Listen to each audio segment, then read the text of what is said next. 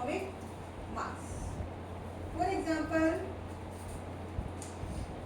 For example, 6C12, 6C13, 6C14. ठीक है, isotopes. Same atomic number, different atomic mass. So now you will tell me where is the difference? They are differing in number of electrons, protons or neutrons. Neutrons. ठीक है. See, atomic number is same. So number of electrons and protons are same. So if you find the number of neutrons, means isotopes are having different number of neutrons. ठीक है. अब nature में जैसे आपने AMU define किया था, कैसे define किया था AMU? 1/12 of the mass of carbon 12. हमने किसको कंसीडर किया था? Carbon 12. What was the reason? ये नेचर में सबसे ज्यादा अवेलेबल. ठीक है.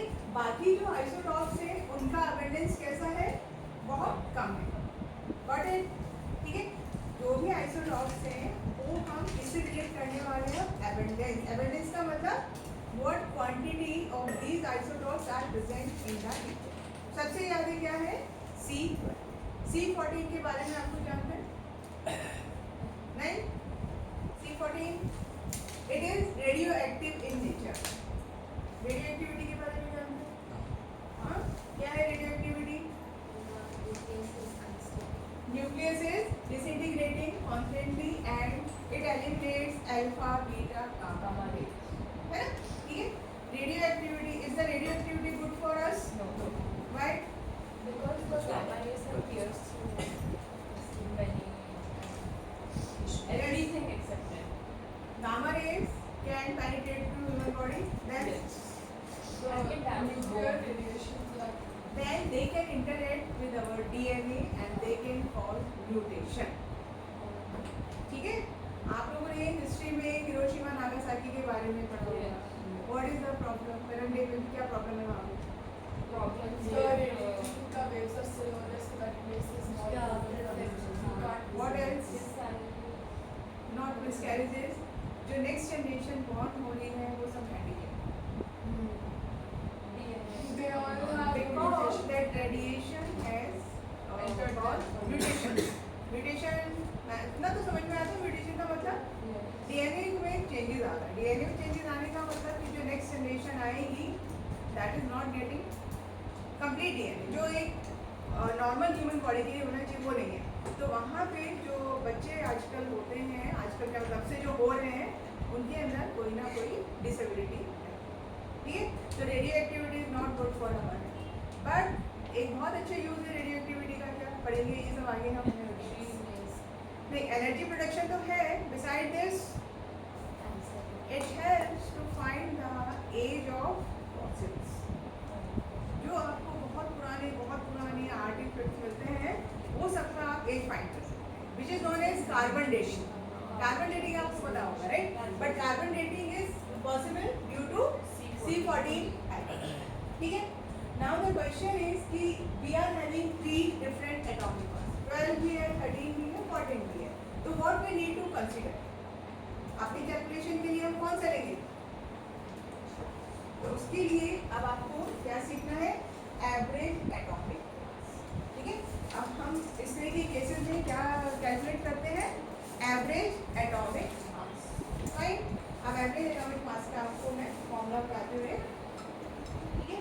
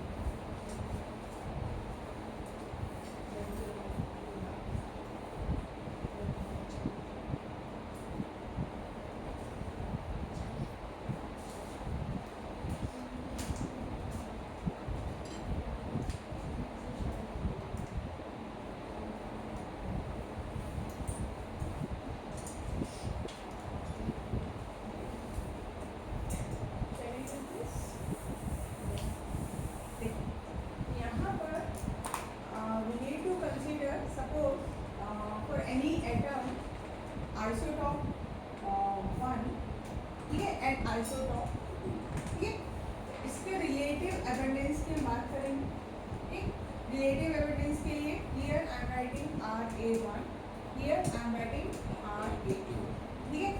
Beside this we need atomic mass, ठीक है. सो एटॉमिक मास A1 लिखते हैं और इसको आपको कंफ्यूजन हो जाएगा, इसको बेटर है वी विल राइट M1 और इसको हम लिखते हैं M. समझ में आएगा. RA1 RA2 क्या है आपका रिलेटिव अबंडेंस, नेचर में कितना अमाउंट अवेलेबल है, and M1 M2 is the molar. अभी क्वेश्चन करेंगे तो एवरेज एटॉमिक मास आपको मिलेगा, average atomic mass is equal to relative abundance multiplied by molar mass of that species plus another species यानी RA1 multiplied by M1, ठीक है, plus RA2 multiplied by M2 and so on, ठीक है. and so आपके 3 isotope हैं तो आप एक और ऐड कर सकते हैं, 4 है तो कर सकते हैं, 2 है इसमें हो जाएगा. आप जो बोल रहे हो वो भी कुछ बुक्स में वो फॉर्मूला भी चलता है, अदरवाइज ये भी आपका काम करेगा. देखिए जो फॉर्मूले को भी अगर रिक्वायरमेंट है ओके, इसमें भी अपना काम चलेगा. देखिए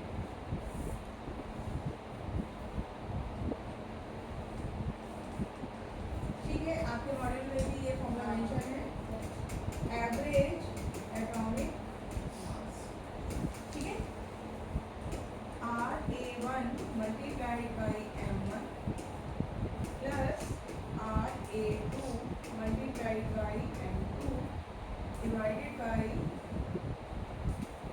RA1 plus RA2, ठीक है. आप क्वेश्चन सॉल्व करेंगे, that will give you better understanding, ठीक है. चलो अब क्वेश्चन की बात करें. So in this case you will find two type of question. One is one question where they will give you relative abundance and the molar mass and you have to find the average molar. In the second case they will give you average molar mass or individual molar mass and you have to find the relative abundance, ठीक है ना.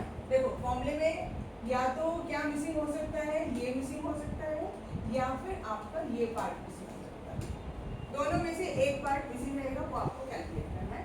इससे ज़्यादा यहाँ पर कुछ नहीं पूछना है, ठीक है. स्टार्ट करें. आपके एनसीईआरटी में भी आई गेस क्वेश्चन है. Yes, come to the question number 1.32. Back exercise question number 1.32.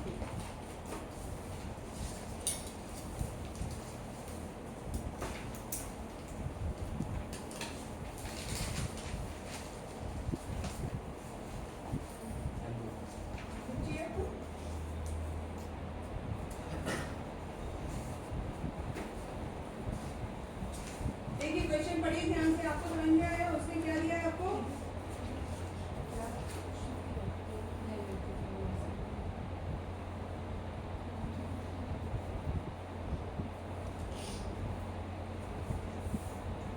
ये मैं आपको बता देती हूँ क्या करना है.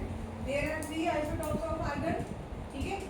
आर्गन 36, उसका वैल्यू आपको दिया हुआ है 35.96. अभी के लिए I am considering only 2 digit after decimal. Exam में जैसा दिया जाए वैसे कीजिएगा अगर 4 दिया, ठीक है. और ध्यान देना बेटा, यहाँ पर जो उसने एबंडेंस दिया है आपको वो परसेंटेज में दिया है 0.337, ठीक है. यूजुअली ऐसे ही आता है. तो अब आपको क्या करना है, दूसरी वैल्यू बोलिए क्या है, आर्गन 37. तो ये वैल्यू है आपका 37.96, 38 है, हाँ 38, ठीक है. और here it is 0.063, ठीक है. नेक्स्ट लिख लेते हैं आर्गन 40. अब आप अपनी नोटबुक में लिखते चलिए साथ साथ 39.96 एंड हियर इट इज 99.60. अब आप देखो कि argon 40 is most abundant isotope. Nature में सबसे ज्यादा कौन सा अवेलेबल है? Argon 40. Look at this number, 99% ये मिलता है. बाकी है but they are presenting very less quantity. So how to find the average atomic mass? Average atomic. ठीक है. So this is first isotope. What is the molar mass? 35.96 multiplied by its atoms. कितना value है? 0.337. ठीक है. फिर आप second calculate करेंगे. Second में क्या आ जाएगा? 37.96 multiplied by 0.063. ठीक है. Then the third 39.96 multiplied by 99.6. ठीक है. अब आप इसको कैलकुलेट करेंगे तो आपको क्या मिल जाएगा? एवरेज एटॉमिक मास. डिवाइड करना है. डिवाइड डिवाइड करने की जरूरत नहीं है बेटा. तो मैं क्या बोल रही थी आपको, ये फॉर्मूला हमारा काम करेगा. उसको जरूरत नहीं है आपको डिवाइड करने की, ऑटोमेटिकली आएगा. We need to take the average. ये आप मैथ्स में पढ़ते हैं ना, ये सिंबल आता है ऐसे. हाँ. तो ये वही चीज. Molar mass multiplied by relative abundance, फिर मोलर मास ऑफ सेकेंड. ठीक है.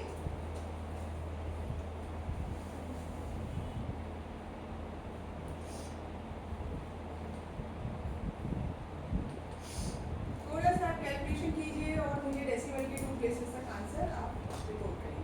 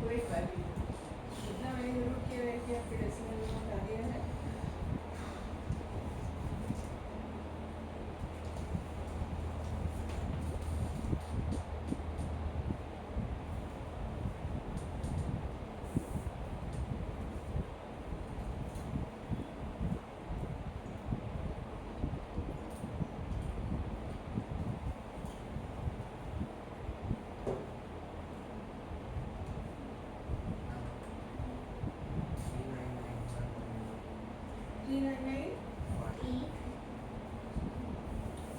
इसलिए जो आपका आंसर आना चाहिए देखो वो आना चाहिए 39.94 39 नहीं होगा 35 होगा ना? नहीं 39 39.948 डेसिबल का प्लेस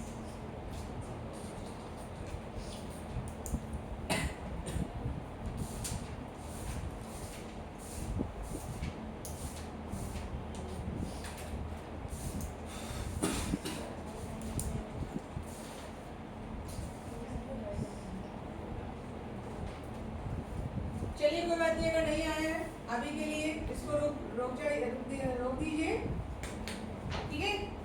घर पे लेकिन आप ट्राई करना आराम से बैठ के कैलकुलेशन नहीं आने वाली है तो थोड़ा सा फास्ट करने की कोशिश करनी है। नाउ ट्राई दिस, ये थोड़ा आपका इजी रहेगा, ठीक है।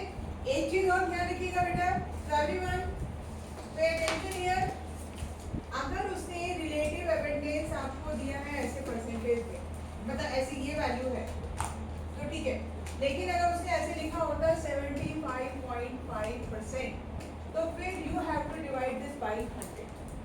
उसमें भी परसेंट नंबर दिया हुआ है हाँ, लेकिन उसने वैल्यू आपको डिवाइड करके दिया हुआ है ऑलरेडी 100 से, रिलेटिव अटेंडेंस, ठीक है। अगर कुछ इस तरह का वैल्यू मिल रहा है बिगर नंबर तो फिर आपको उसको 100 से डिवाइड करना है।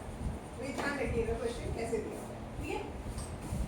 मतलब ये ऑब्वियस ही बात है, these numbers should be in the decimal relative evidence, तभी आपका करेक्ट आंसर है।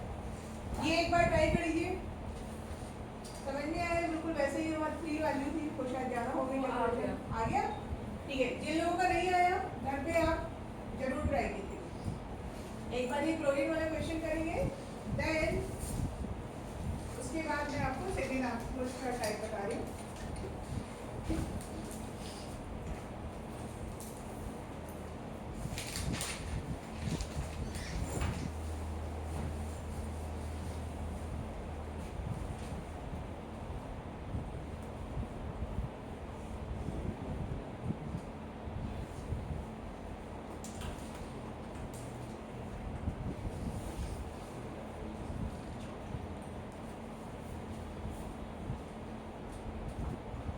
आप लोगों ने मॉडल के क्वेश्चन ट्राई किए बेटा?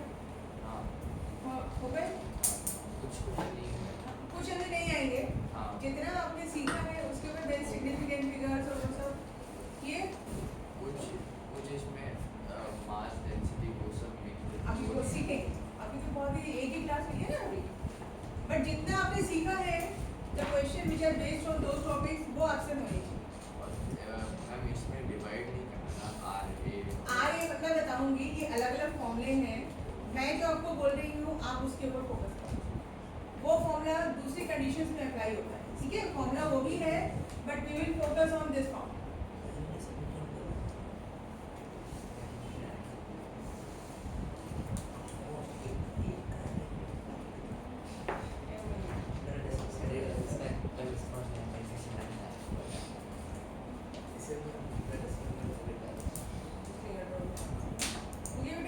क्लोरीन वाला हो गया? नहीं अरे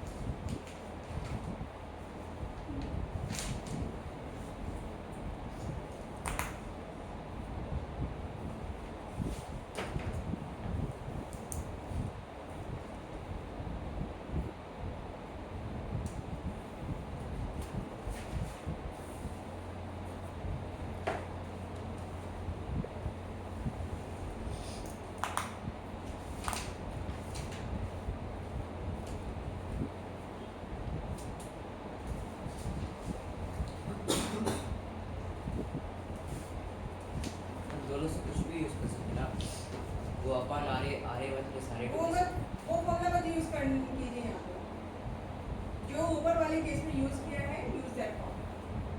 volume mass multiplied by relative evidence plus molar mass multiplied by relative evidence और उसको आपको आ जाएगा।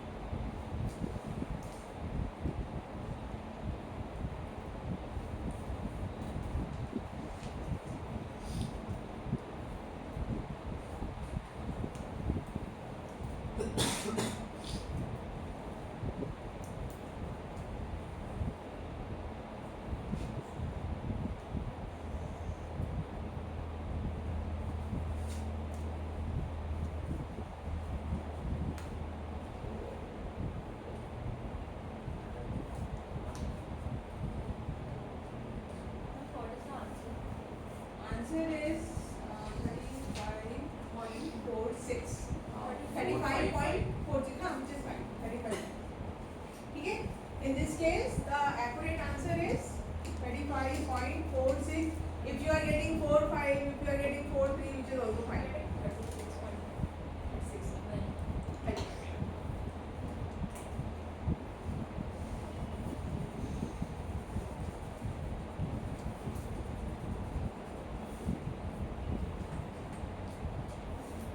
चलिए आगे बढ़े। अगर कैलकुलेशन अभी नहीं हो रहा है आप उसको घर पे आके कैलकुलेट कर सकते हैं। ठीक है? Okay. Now the another type of question based on average atomic mass. ठीक है, जैसे मैंने आपको बोला था, अभी आपने क्या कैलकुलेट किया? Average atomic mass. Now in the coming question average atomic mass is given and you have to find the relative abundance of the isotope. ठीक है, तो एक बार क्वेश्चन नोट डाउन कर लीजिए। नेक्स्ट क्वेश्चन, बोरोन, किसकी हम बात कर रहे हैं? Boron. Naturally upping boron consist of 2 isotopes. ठीक है, अभी के लिए हम ऐसे क्वेश्चन लिखेंगे कि 2 आइसोटॉप्स है B1 एंड B2। ठीक है, consist of 2 isotopes whose atomic masses are 10.01. Atomic mass कितना है? 10.01 and for this it is 11.01.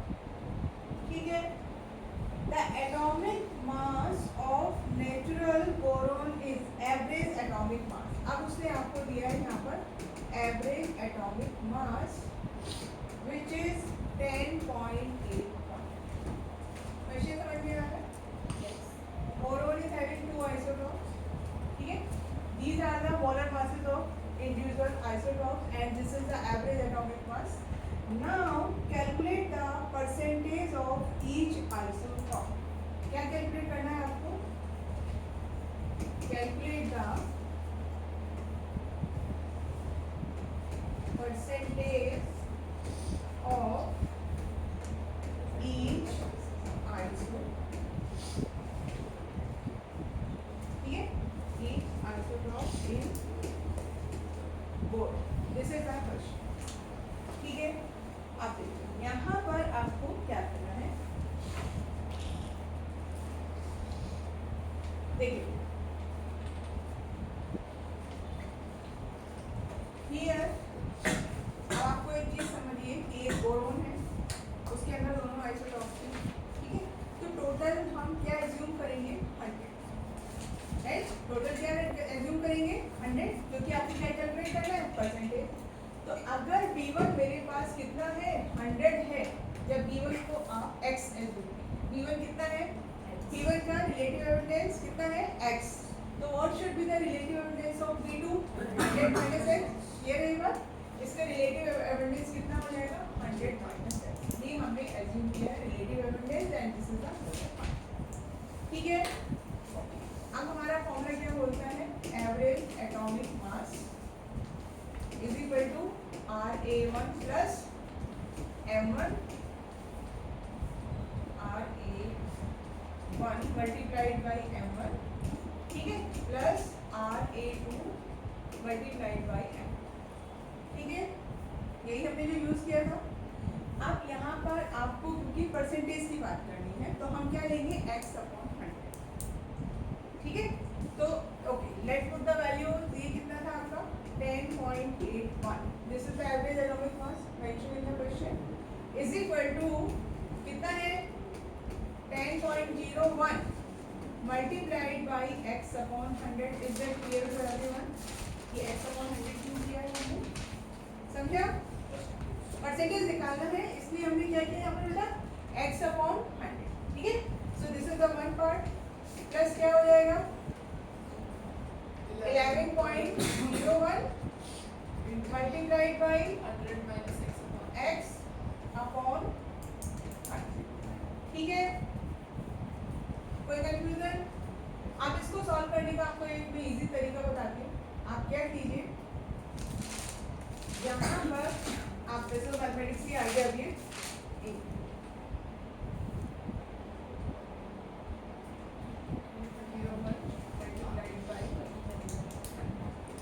ठीक है। आप यहाँ से 100 कॉमन ले सकते हैं yes और उसको इधर मल्टीप्लाई कर दीजिए, ठीक है। जो डिनोमिनेटर वाला 100 है उसको कॉमन लीजिए और इधर मल्टीप्लाई कर दो तो आपका कैलकुलेशन बहुत आसान हो जाएगा, ओके। चलिए ट्राई कीजिए, find the value of x।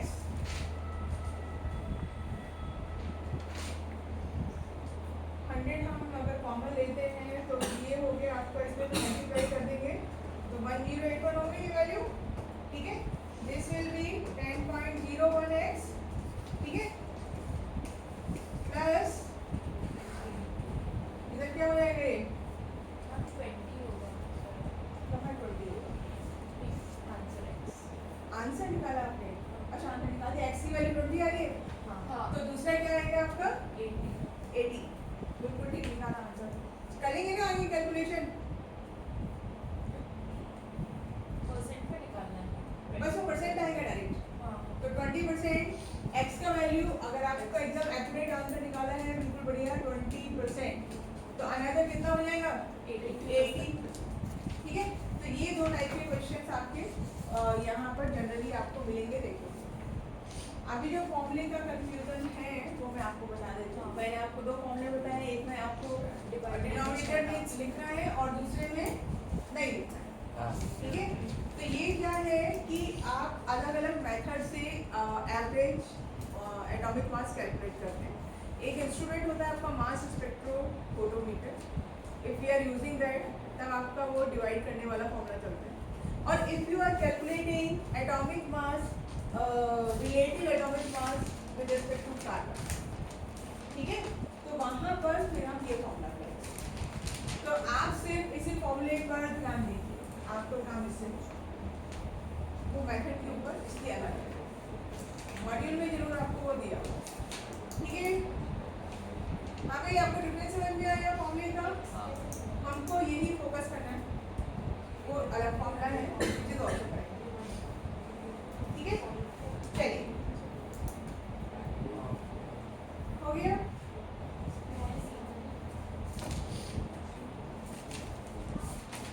आगे तो मैथमेटिक्स शुरू हो जाता है, थोड़ी सी केमिस्ट्री आती है, फिर मैथ शुरू हो जाता है कैलकुलेशन। अभी मतलब आपका सेकेंड टॉपिक भी फुल ऑफ न्यूमेरिकल से, ठीक है। हाँ भाई, atomic mass, atomic number, average atomic मास हो गया, ठीक है। अब सीधे सीधे हम बात करेंगे, क्या शुरू करेंगे पहले परसेंटेज कंपोजिशन, ठीक है। नेक्स्ट हेडिंग डालेंगे परसेंटेज कंपोजिशन। आप लोगों ने ऑलरेडी 9th में थोड़ा किया हुआ है, ठीक है। क्या है? क्या था? Percentage composition.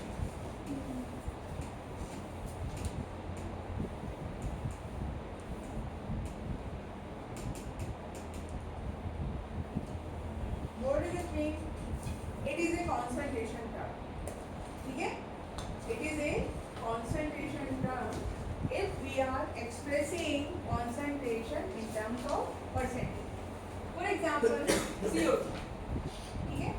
हमने एक सिंपल से एग्जांपल कंसीडर करते हैं, क्या है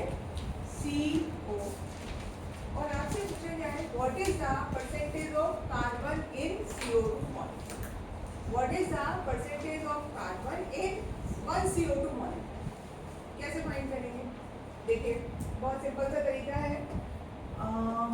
what is the molar mass of atomic mass of carbon? 12. ठीक है. And molar mass of CO2 is 44. Unitary method. 44 में कार्बन कितना है? 12. तो 100 में कितना रहेगा? And then you cross. है ना? तो आपको क्या डायरेक्ट फॉर्मूला लिख सकते हैं? परसेंटेज ऑफ कार्बन क्या होगा? 12 अपॉन 44 मल्टीप्लाई बाय 100. आपको ये समझ में आ रहा है डायरेक्टली? कहाँ गया है? इधर जा लीजिए. क्या है आपका? 44 में कितना था कार्बन? 12. तो 100 में कितना रहेगा? तो this value is giving you percentage of carbon. ठीक है. तो अब इसके लिए फॉर्मूला हम कैसे लिखेंगे? जनरल फॉर्मूला अगर आपको कहीं पर भी अप्लाई करना है तो आप लिखेंगे percentage of an element is equal to atom. अब यहाँ पर लिखेंगे हम mass of that element, mass of the element upon molar mass of molecule. जिस मॉलिक्यूल में जिस एलिमेंट का आपको करना है उसका आपको मोलर मास चाहिए. ठीक है. फिर समझ में आया? सिंपल सी चीज है. Let's take one more example. Suppose Na2SO. What is the name of this molecule? Yes, sodium sulphate. ठीक है. यहाँ पर you have to find the percentage of each element. सबका निकालना है. ठीक है. चलिए, तो सबसे पहले स्टार्ट करेंगे परसेंटेज ऑफ सोडियम. सोडियम का एटॉमिक मास है 23. So what should I right here? मैं जिससे पूछूं वो आंसर. आप बताइए बेटा, नाम भी बोलना साथ में. अदिति. हाँ. How to find the percentage of sodium? Mass of the element. Okay. सबसे पहले तो Na2SO4 का मोलर मास निकालिए. चलिए सब लोग ये निकाल के दिखाएंगे. सोडियम कितना है? 23. सल्फर है आपका 32. ये है सोडियम. और ऑक्सीजन आप बताएंगे मुझे 16. तो first find the molar mass of Na2SO4. बोलिए कितना आ रहा है? 119 आ रहा है. ओके.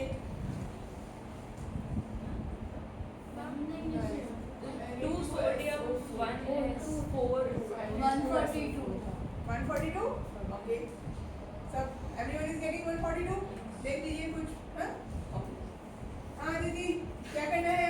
आइए. 142 upon नो. सोडियम का निकालना है तो इसमें सोडियम कितना है? 46 upon 142. 2 into 23. ध्यान दीजिएगा इस बात पे. 2 into 23 because this molecule is having 2 sodium atom. तो आपको यहाँ पर मैंने इसलिए मास लिखा, मैंने ये नहीं लिखा कि atomic mass. Mass number of atom जितने हैं उसी हिसाब से क्या होगा? सोडियम 2 है तो डबल हो जाएगा. 23 divided by 142. 140 142. 142 into that's how you can find the percentage of. ठीक है. आप परसेंटेज ऑफ सल्फर मुझे विश्व बताएंगे क्या लिखना है? फॉर्मूला चाहिए मुझे. बोलिए बराबर से. फर्स्ट मुझे नंबर बोलो बेटा. Mass of sulphur. Mass of sulphur आपने किया था ना अभी? कितना है?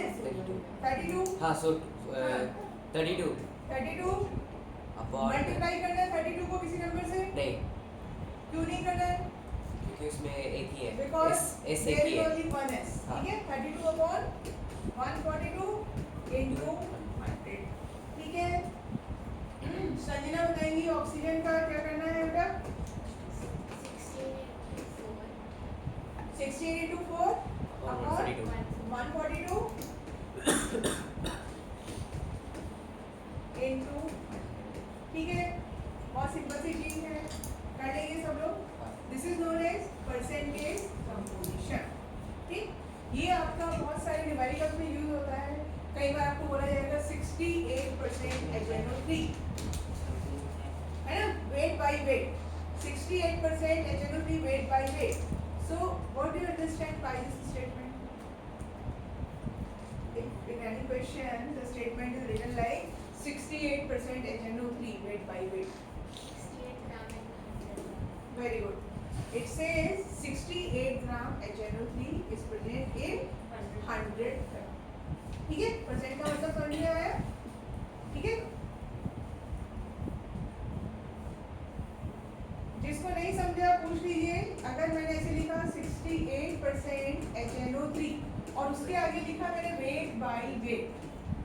वेट का मतलब क्या है कि टोटल वेट जो मैं सॉल्यूशन का ले रही हूँ उसकी बात कर रहे हैं. सॉल्यूशन समझते हैं. Solute plus solvent gives you solution.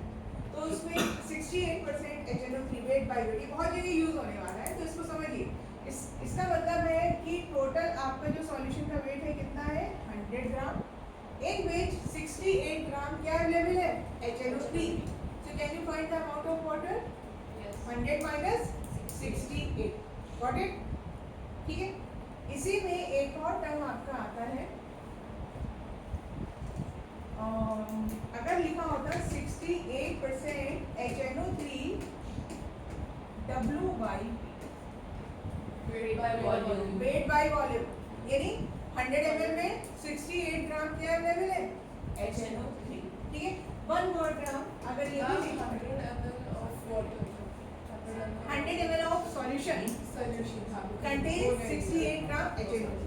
ठीक है. Now the third one is V by Volume. ठीक है. अब यहाँ पर वेट ली. अब आप ग्राम में वैल्यू नहीं लेंगे. You will take ml whatever weight है. समझ में आया? तो percentage composition can be written in 3 terms. So while solving the question, be careful what they have given to you: weight by weight, weight by volume, and volume by volume. ठीक है? समझ में आया? Weight by weight जो हमने अभी किया. Weight by weight का मतलब both unit should be in the gram. हाँ. ठीक है. Weight by volume, weight in the gram, volume in the ml. Volume by volume. अब मान लीजिए 2 लिक्विड को मैंने मिक्स किया. एक्चुअली क्या होता है हमारे माइंड में एक इमेज ऐसे क्रिएट हो जाती है कि जो सॉल्यूट होता है वो हमेशा सॉलिड रहता है और सॉल्वेंट लिक्विड है और मिक्स किया और सॉल्यूशन बनता है. इन जनरल मैंने ऐसा फील किया. It is not necessary. Solute may be in any physical state. Liquid भी हो सकता है, गैस भी हो सकता है. ठीक है. अब देखो आपको एक एग्जाम्पल दे दूँ. तीनों के एग्जाम्पल समझिए. NaCl plus water. सॉल्यूट क्या है यहाँ पर NaCl. वाटर आपका क्या हुआ solvent. And finally you are getting salt solution. Right. NaCl solute है solid. Second you are mixing some amount of milk into water. That is all. Little 10 ml water, 10 ml milk, 90 ml water, and you are getting 100 ml of solution. Diluted milk बोल सकते हैं. तो here milk is behaving as solute. The component which is present in lesser quantity, it is behaving as solute. ठीक है. Third आइए. Third का example.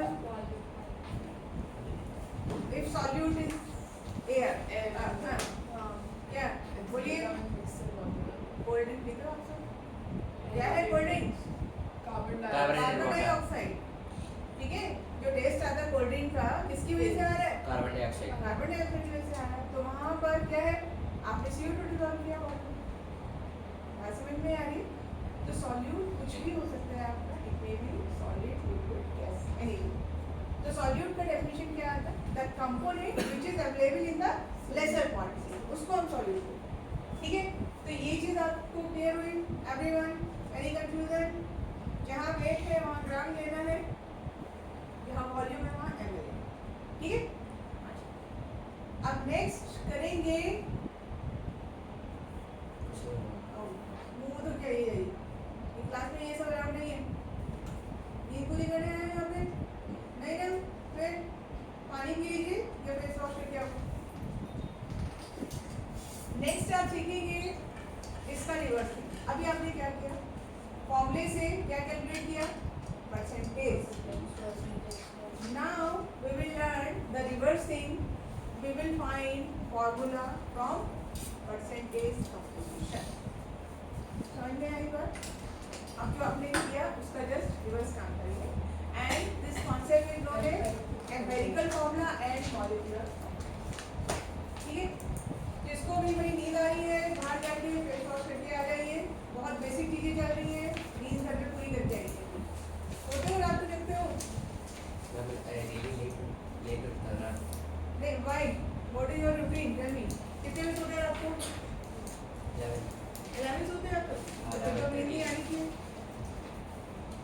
नहीं है हाँ। पढ़ेगा ना राइट तुम लोग कर रहा था गेम वेम खेलते हैं रात नहीं को?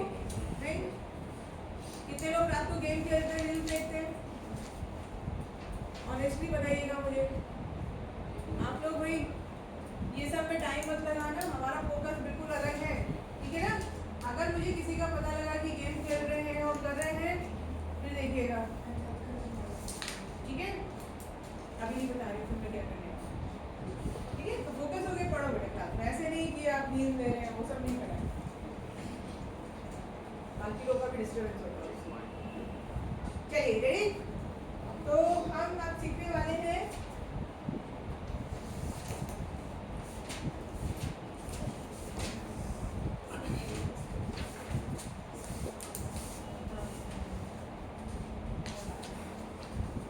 Empirical formula.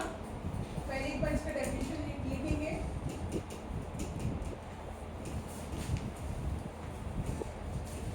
ठीक है, और दूसरा है आपका molecular.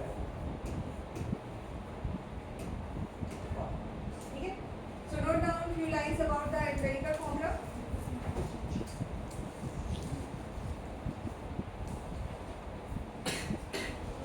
It is the chemical formula. It is the chemical formula which expresses the. It is the chemical formula which expresses the simplest. Which expresses the simplest whole number ratio. Whole number ratio of the atoms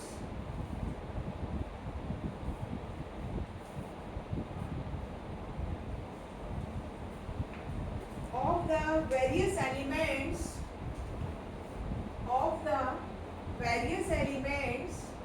present in a molecule. I am repeating.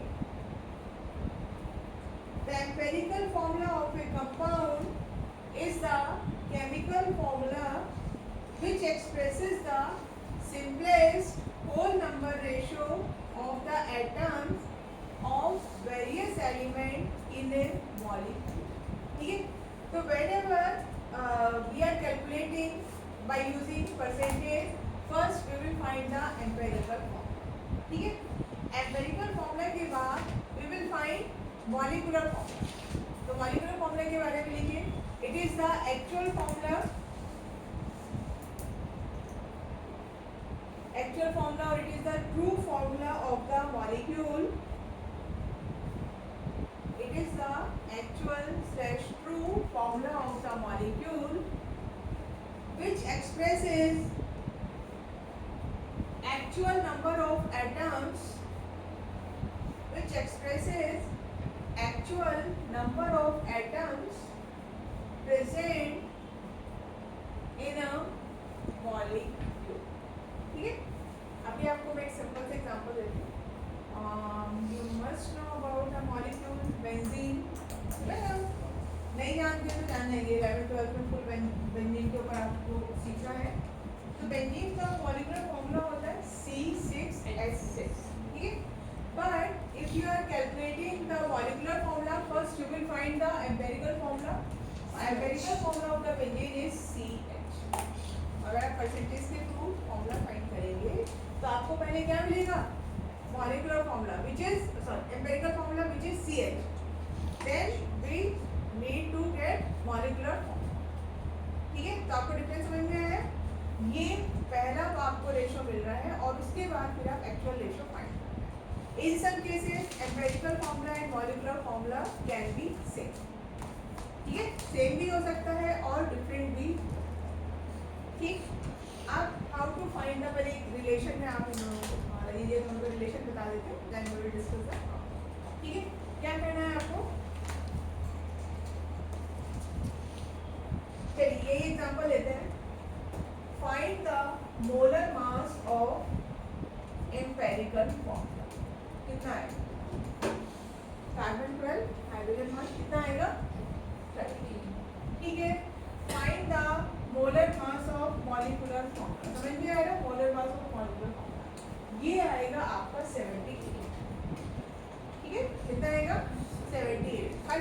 आपको ये काम करना है। तो here we have to find a number n। Number n क्या है आपका? MMF,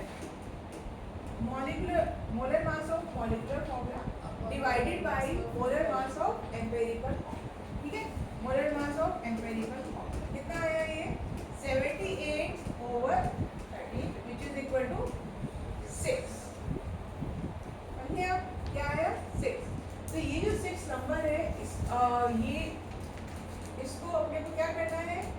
6 से मल्टीप्लाई करना है। तो CH multiplied by 6 which is giving you C6H6।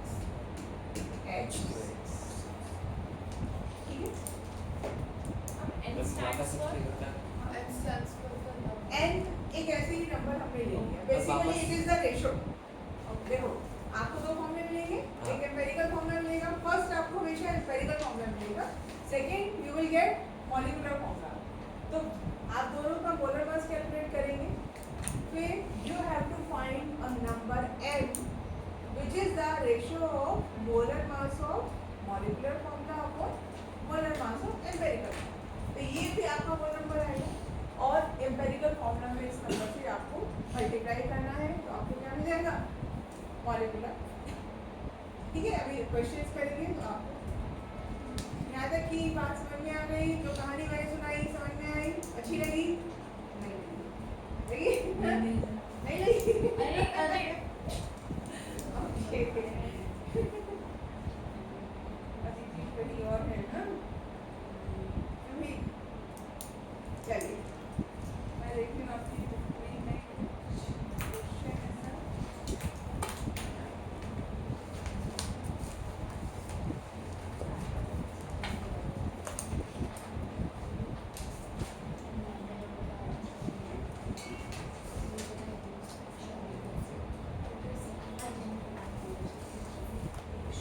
चलिए एक question I am writing here, आपके सामने मैं सॉल्व भी करके दिखा रही हूँ, उसके बाद आप उसको सॉल्व करें। ठीक है,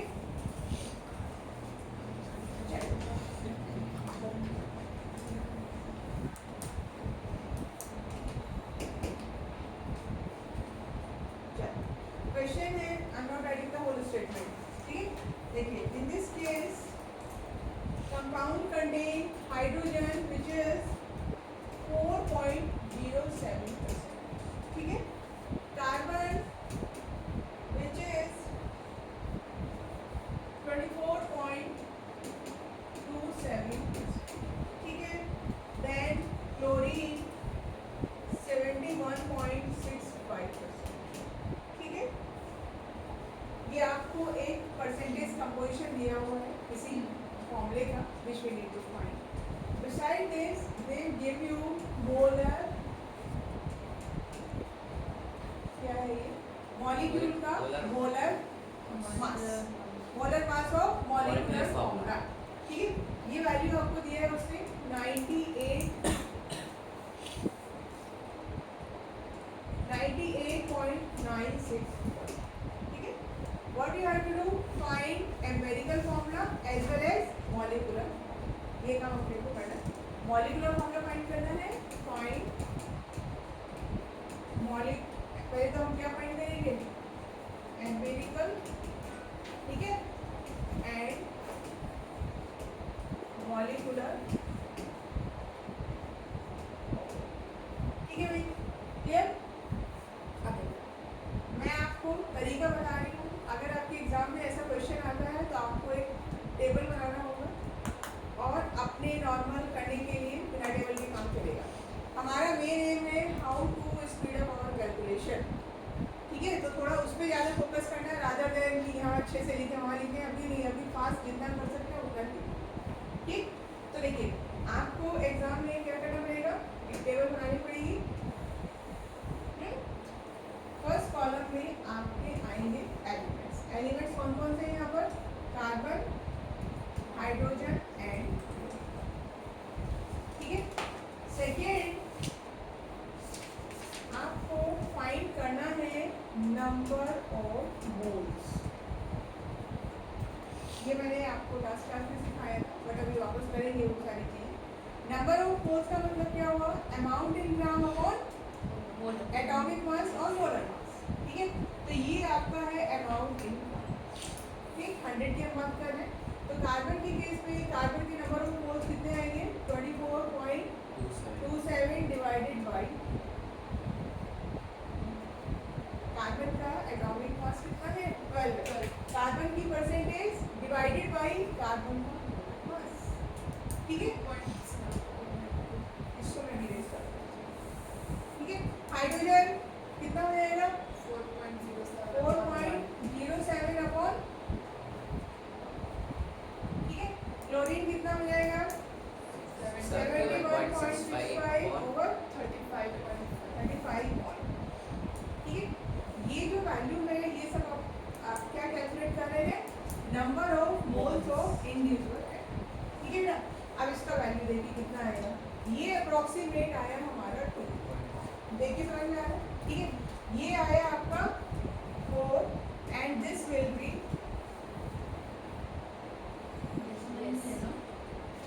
क्या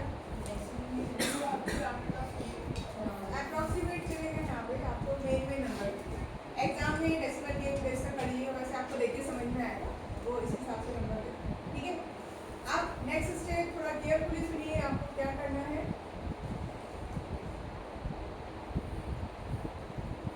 ठीक है। So we need to draw one line here.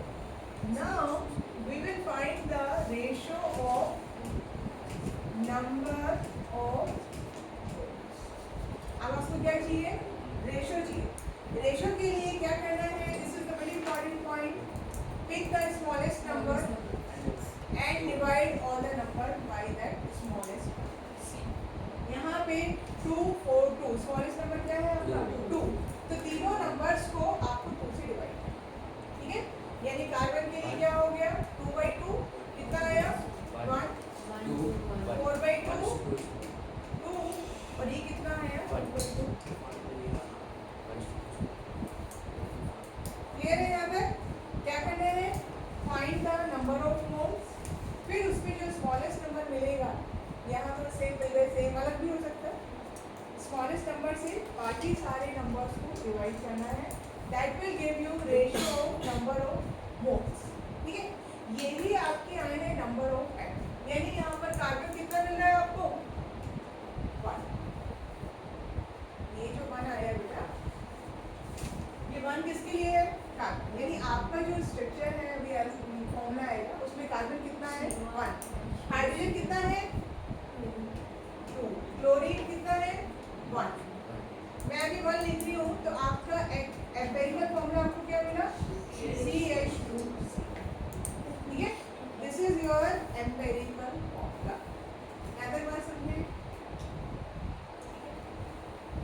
अब इसमें एक चीज और हमें साथ साथ बतानी है,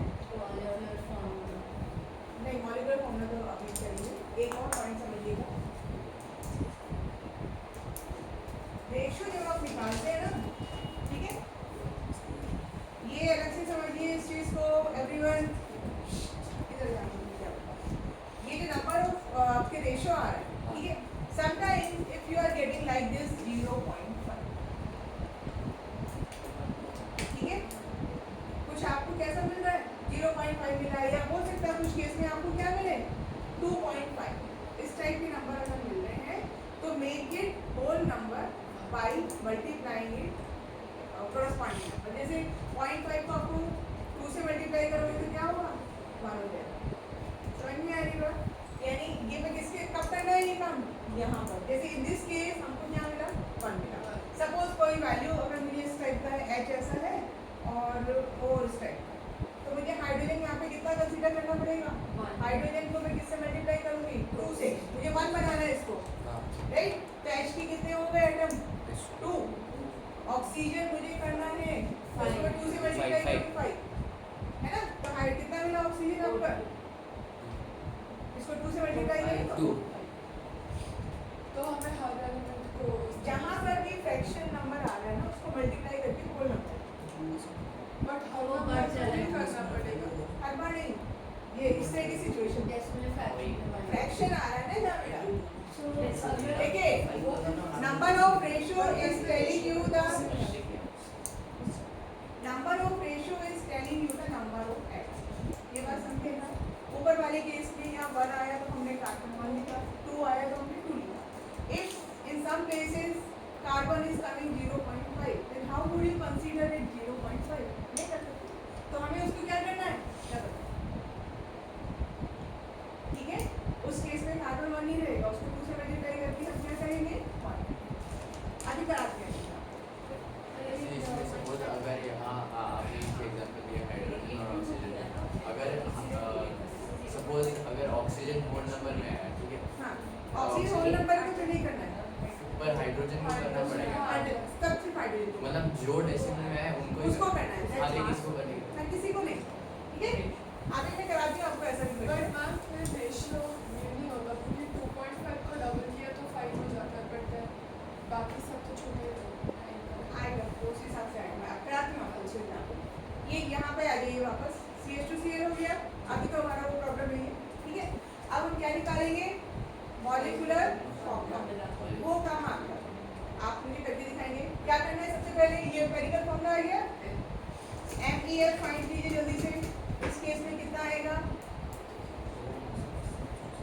फर्स्ट क्या बोला निकालने के लिए, 49.5। ठीक है, और मोलर मास आपको ऑलरेडी क्वेश्चन में मेंशन किया हुआ है, मोलर मास ऑलरेडी क्वेश्चन में मेंशन है, कितना था, 98.95। तो आपको देख के समझ में आ रहा है n की वैल्यू कितनी हो जाएगी, 98.95 अपॉन 49.5 कितना आएगा, 98.96 है। whatever it is, कितना है, एडिट नहीं करिए, आप समझो बात को क्या बताना है।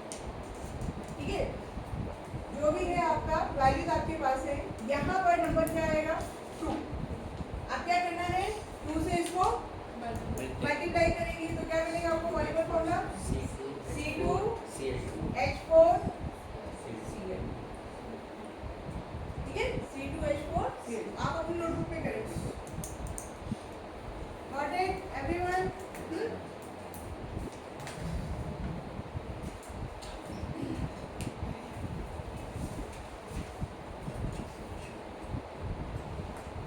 एक आप लोग ट्राई करेंगे क्वेश्चन है, ठीक है, बिल्कुल ऐसे ही करना है।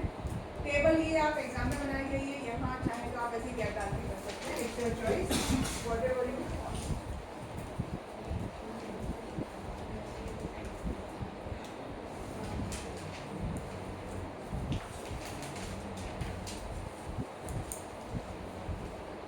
चलिए, यहाँ पे जो अभी मैं आपसे बात कर रही थी उसमें वही प्रॉब्लम आएगी, प्रॉब्लम नहीं तो उसका सॉल्यूशन आप सीख जाएंगे। कार्बन इज 40.68%, ओके, हाइड्रोजन 5.085%, ठीक है, देन ऑक्सीजन इज 54.28,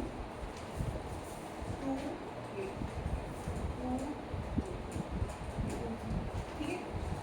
अच्छा, इसमें एक काम और करना होगा आप लोगों को, जब भी आप ये क्वेश्चन सॉल्व करने जा रहे हैं, first step add this percentage. सबसे पहला काम क्या करना है, add this percentage, the sum should be equal to 100। If it is not equal to 100, मान लीजिए 99.9 उतना चलेगा, बट ऐसा नहीं है कि आपका सम 78 आ रहा है और आपको चाहिए कितना 100, तो जो रिमेनिंग परसेंटेज है वो आप ऑक्सीजन कंसीडर करेंगे अपनी तरफ से।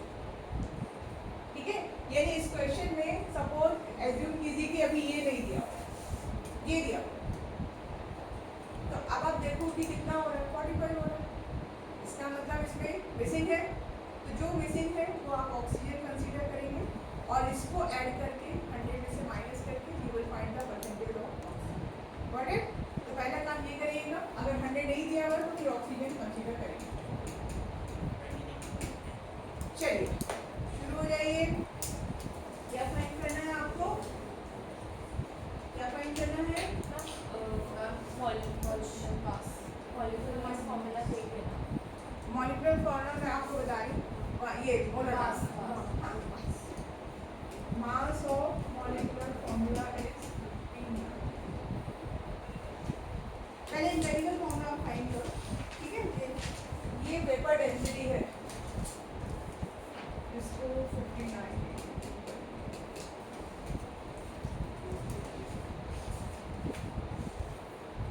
पहले आप empirical formula बताइए.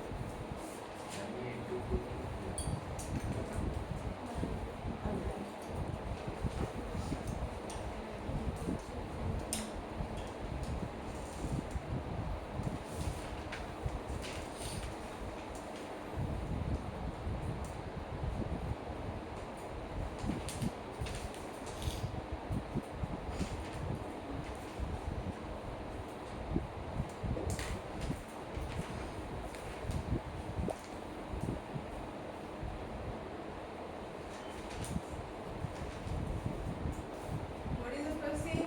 क्या find करना है? Number of moles. देखिए.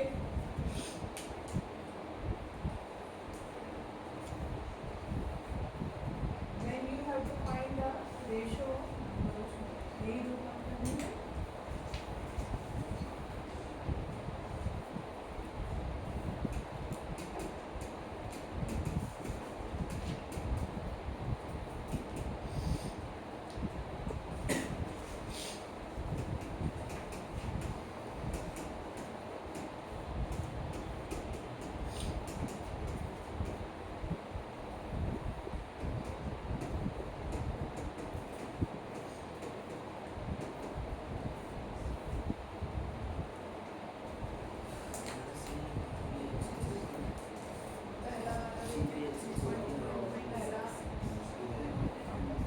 पहला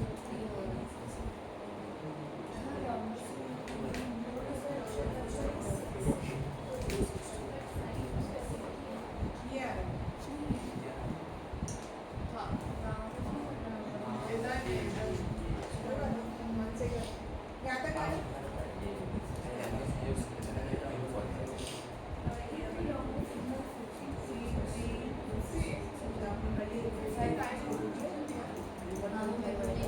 ठीक है. मैम आपने बोला था 2 पता ये एक्चुअली ये जो वैल्यू है ये वेपर डेंसिटी की है.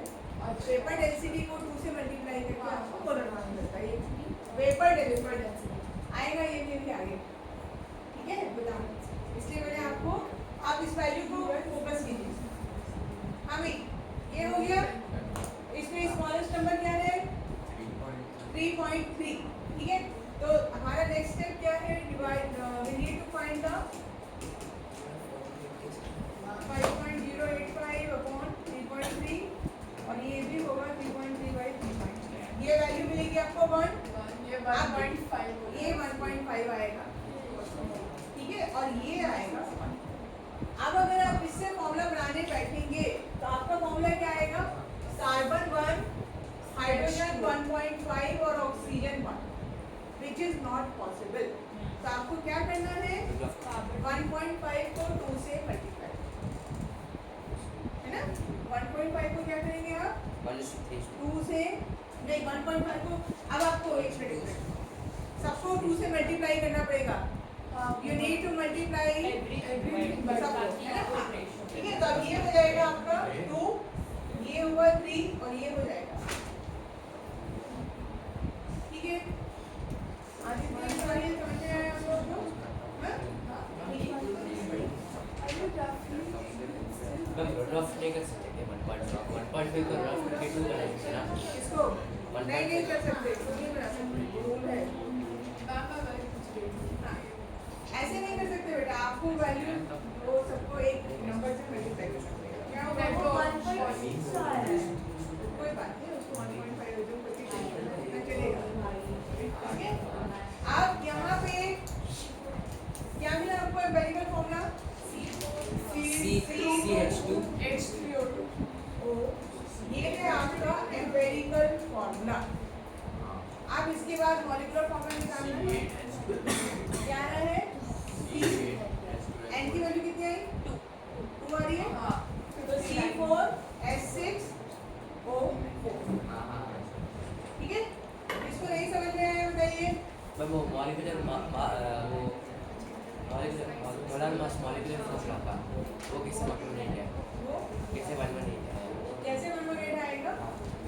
देखो मॉलिक्यूलर फॉर्मूला 6 सुनिए भाई, हाँ एक टर्म होता है आपका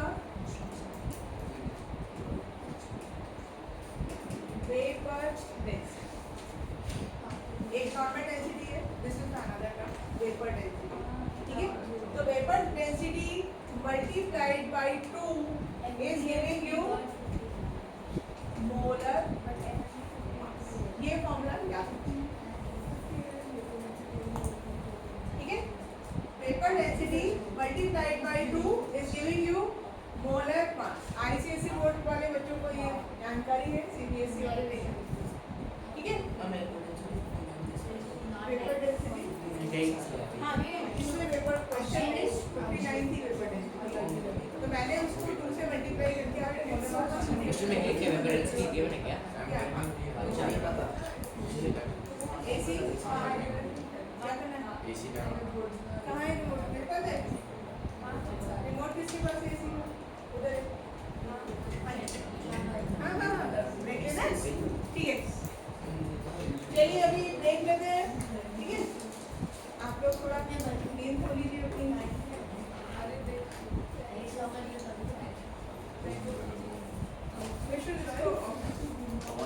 आस-पास मॉलिक्यूलर फॉर्मूला और एम्पिरिकल फॉर्मूला समझ में आ गया, हाँ, ठीक है। इसमें एक और टाइप का क्वेश्चन आपको करना है, बट वो मैं आपको नेक्स्ट क्लास में थोड़ा सा हार्ड है, ठीक है। तो अभी के लिए कोई कंफ्यूजन, कोई प्रॉब्लम, सिंपल क्वेश्चन है, प्रैक्टिस के लिए मैं आपको दे दूँगी क्वेश्चन, ठीक है। शुरू करेंगे हमारा मोल कॉन्सेप्ट, ठीक है। अब उसी में फिर आपके फर्दर और कॉन्सेंट्रेशन आ जाएंगे। तो ये मैंने पहले भी कराया था, बट दैट टाइम कुछ लोग बैकएंड थे, तो इसलिए एक बार फिर से करें, ठीक है। So note down the formula first.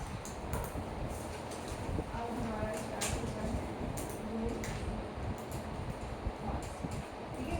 एक बार आपकी मास्टरी हो जाएगी मोल कॉन्सेप्ट में, then we will move to the stoichiometry, ठीक है।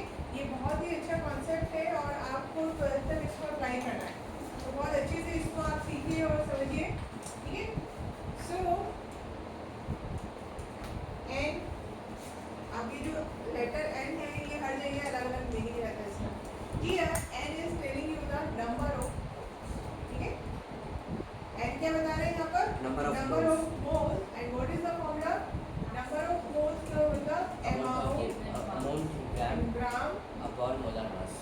upon atomic mass in case of element and molar mass in case of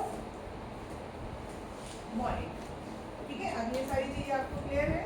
single element की case में क्या अप्लाई करेंगे, एटॉमिक मास, और मॉलिक्यूल की केस में क्या लगाएंगे, मोलर मास।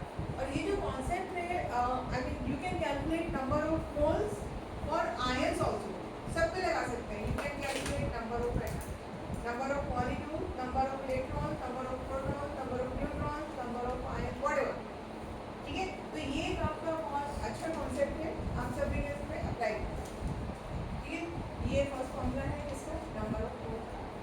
और एक और फॉर्मूला हम लिखेंगे, अभी फॉर्मूला आपको सब लिखवा रहे, अप्लाई करेंगे धीरे धीरे। सेकेंड है नंबर ऑफ मॉलिक्यूल्स, ठीक है, if measured in terms of 10 to the power x, 10 to the power 21, 10 to the power 23, 20, अगर किसी क्वेश्चन में इस टाइप से नंबर ऑफ मॉलिक्यूल्स मेंशन है, then divide this by Avogadro's number। क्या है Avogadro's number, 6.020 10 to the power 23। How many significant figures are present in Avogadro's number? Infinite, है ना, क्या है ये, कांस्टेंट वैल्यू है, तो यहाँ पर क्या आएगा, इनफाइनाइट, ठीक है। One more formula, volume of A gas at STP, STP stand for standard temperature and pressure, ठीक है, upon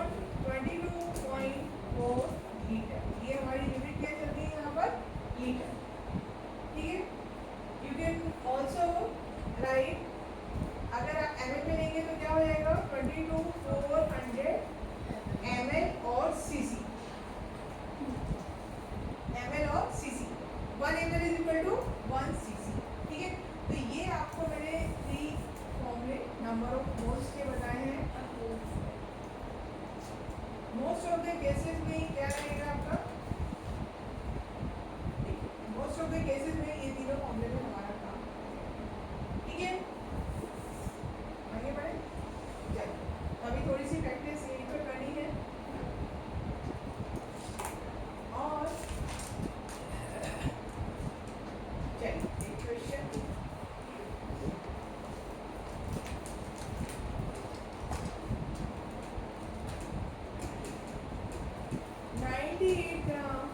of H2SO4 can have how many number of molecules? Check. 98 gram H2SO4 can have how many number of molecules?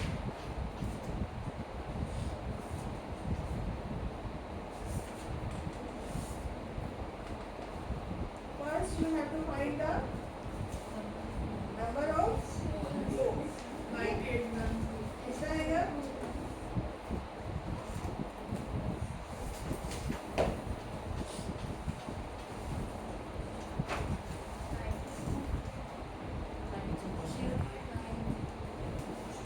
H2SO के number of moles निकालिए पहले. First thing you have to calculate the number of moles. 1 mole. And 1 mole of anything always contains how many molecules? Equal to Avogadro's number. ठीक है ना? आप पहले क्या निकालेंगे यहाँ पर? आपने कितना आएगा? 98 over 98. H2SO4 का मोलर मास 98 आएगा. जिसका नहीं आ रहा है वो मेरे को बताओ. तो इसके कलर हुई है. ठीक है? फिर हम जानते हैं 1 mole of anything always have 6.023 10 to the power 23 number of particles. मैं number of particles जनरल वे में लिख रही हूँ, ठीक है। अब आप मुझे बताएंगे कि यहाँ पर in case of H2SO4 what do you call it, number of molecules or number of atoms? Molecule. Number of molecules because H2SO4 itself is a molecule, a compound. तो पहले आप क्या कैलकुलेट करेंगे? Number of molecules. क्या मिला आपको number of molecules? यही आता है number of molecules because n का वैल्यू कितना मिल रहा है? 1। If I am asking total number of atoms क्या हो जाएगा? ये तो नंबर ऑफ मॉलिक्यूल्स होगा, ठीक है। टोटल नंबर ऑफ एटम्स बोलिए कितना होगा? Total number of atoms, yes, count the total number of atoms. कितना हुआ?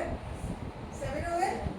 2 हाइड्रोजन 1 सल्फर और 7 into this much number of molecules, ठीक है। तो क्या हो जाएगा? 7 into 6.023 into 10 to the power 23 and this would give you number of total no atoms. Molecules बचे ये मॉलिक्यूल्स ही है, आपने अब एटम्स से कैलकुलेट किया, ठीक है ना। मोल एक बिग क्वांटिटी है, उसके अंदर फिर क्या आ सकते हैं आपके एटम्स? H2SO4 तो मोलर मास 98 है। आपने कैलकुलेट नहीं किया था? कैलकुलेट नहीं किया था?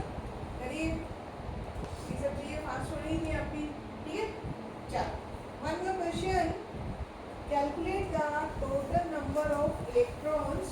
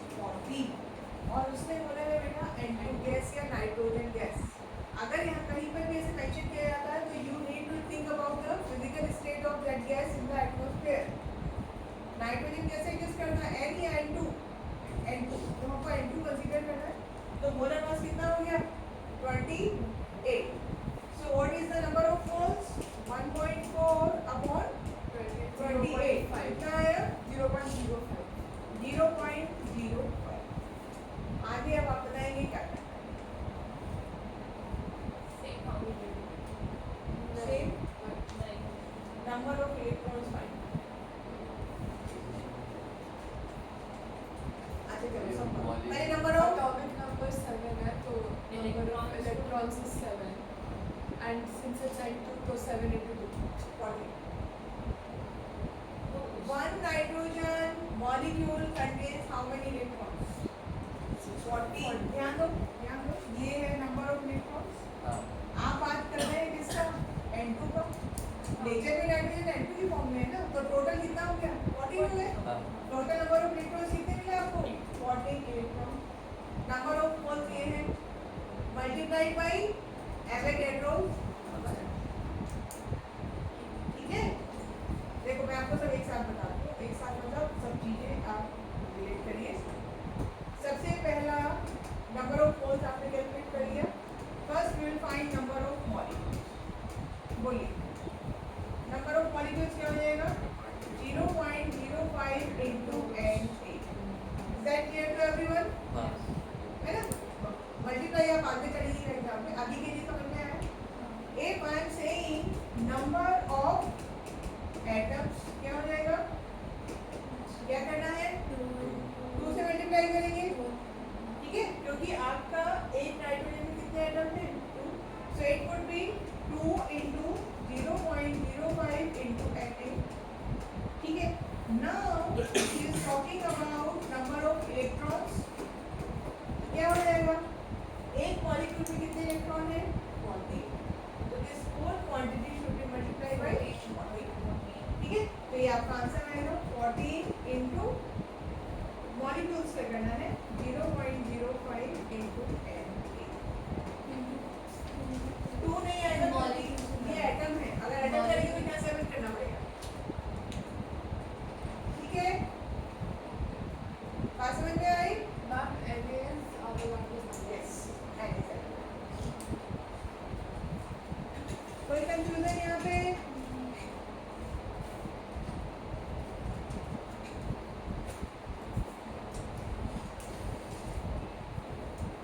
Ma'am, हम directly cross multiply इसके ऊपर 28 grams, that is 1 molecule of nitrogen, has 14 electrons.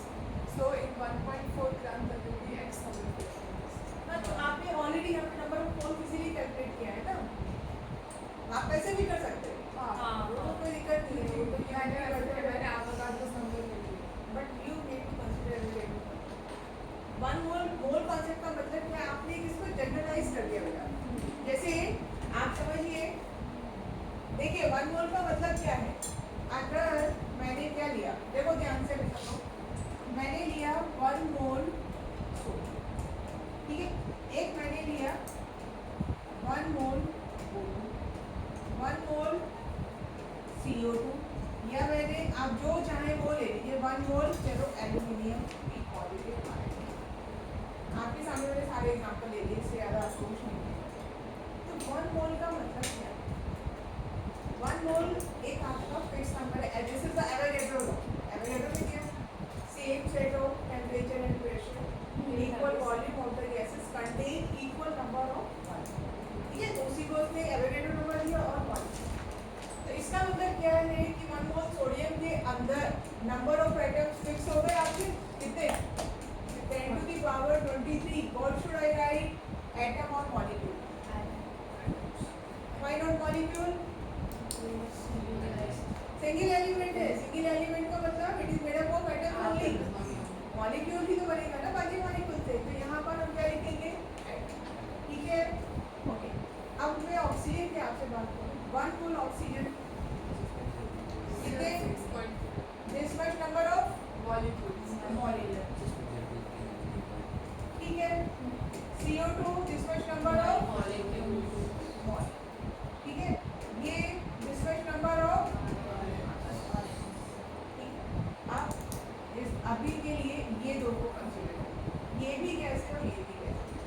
लेकिन अगर आपका डिवाइडेड क्या टेम्परेचर एंड प्रेशर कैसा है एंड वॉल्यूम, ठीक है, तो इसमें नंबर ऑफ मॉलिक्यूल्स कैसे हैं आपके? 6 है।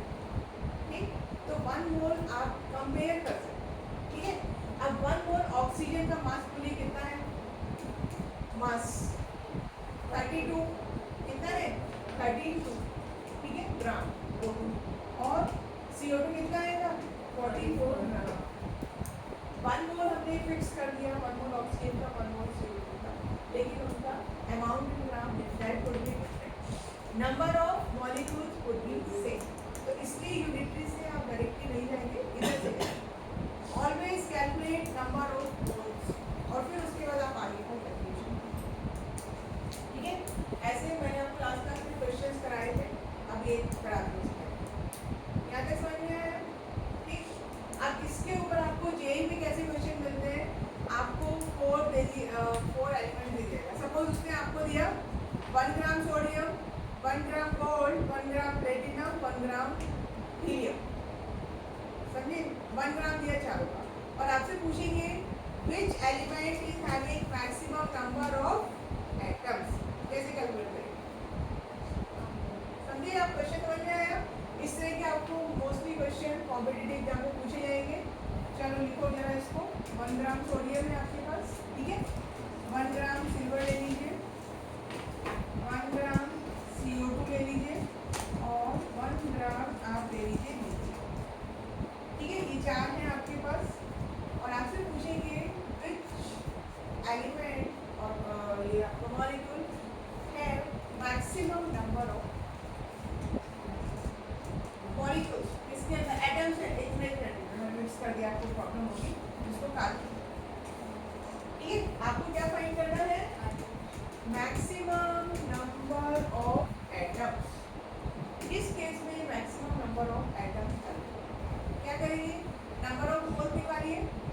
नंबर ऑफ मोल्स निकालने के बाद जिसके अंदर सबसे ज्यादा number of moles, greater the number of moles, greater is the number of atoms of molecule. समझ पा रहे हैं भाई? हाँ, अरे आंसर निकालिए। सोडियम के नंबर ऑफ मोल्स कितने आएंगे?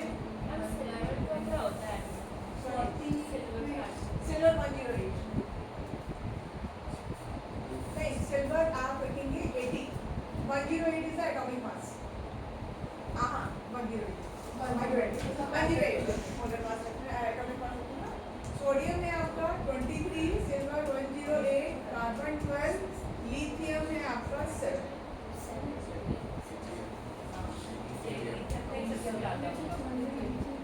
ठीक है, किस केस में आपको मैक्सिमम नंबर ऑफ मोल्स मिल रहे हैं? लिथियम। ठीक है, बोलिए दीपिका क्या हुआ?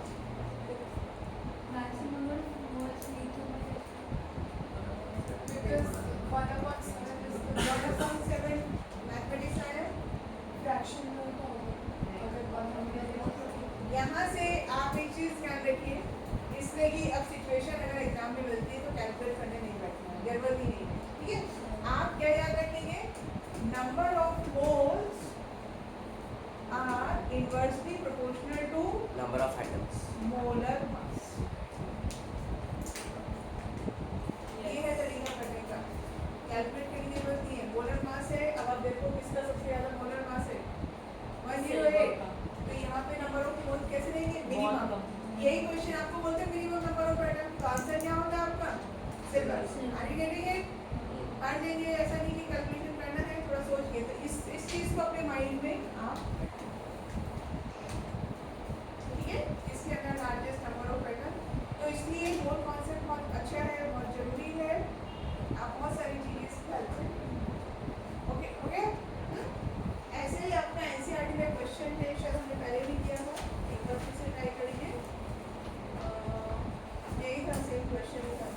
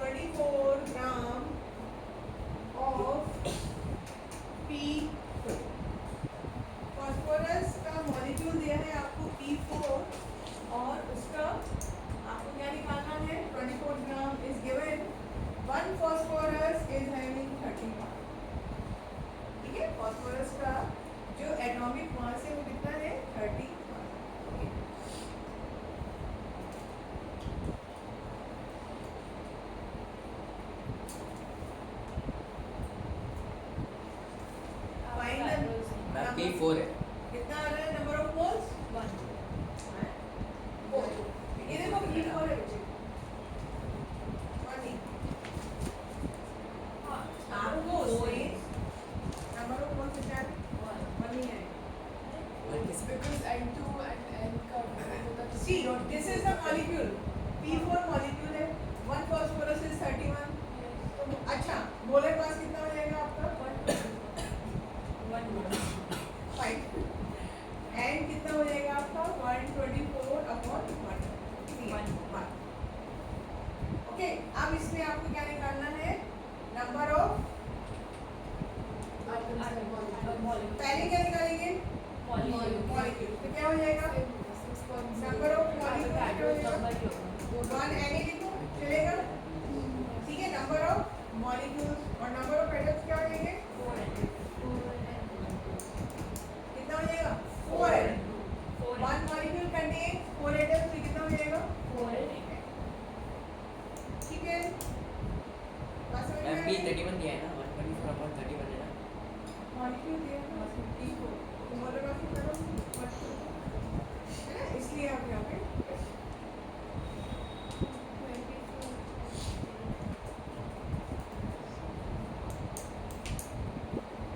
चलिए, another type of question.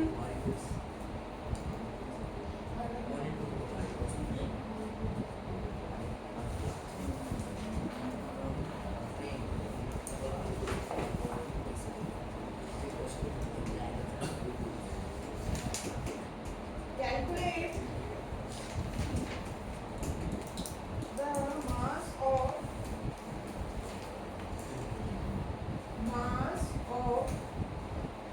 number 1, 0.1 mole of Kn, potassium nitrate. ठीक है, पोटेशियम होता है 39, नाइट्रोजन 14, ऑक्सीजन जो कितना है? ठीक है, इसी का सेकेंड आपको कैलकुलेट करना है. 1 into 10⁻23 molecules of methane. Molecules of methane. ठीक है, थर्ड 112 cc of H2S3. ठीक है, इस बार आपको उसने अलग अलग चीजें दी है, नंबर ऑफ मोल दिए हैं, मास निकालना. मास मतलब अमाउंट इन ग्राम. आगे दे देंगे मैम पोटेशियम का 39. क्वेश्चन समझ में आया भाई सब लोगों को? है ना? तो फर्स्ट केस में पहले क्या निकालेंगे? मोलर मास निकालिए पोटेशियम नाइट्रेट का. कितना आया? 39, नाइट्रोजन 14 और ऑक्सीजन 48. ये ऐड कीजिए. ठीक है,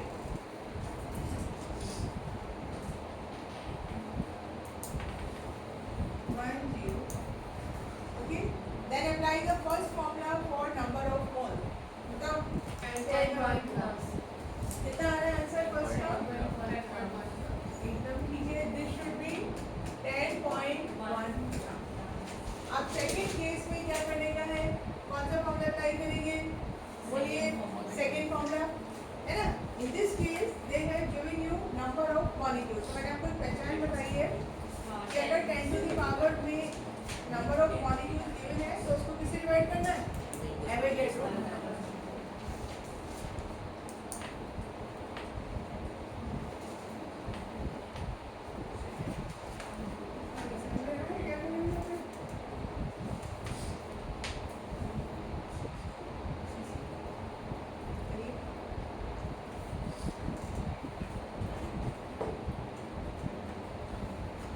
CC क्या होता है?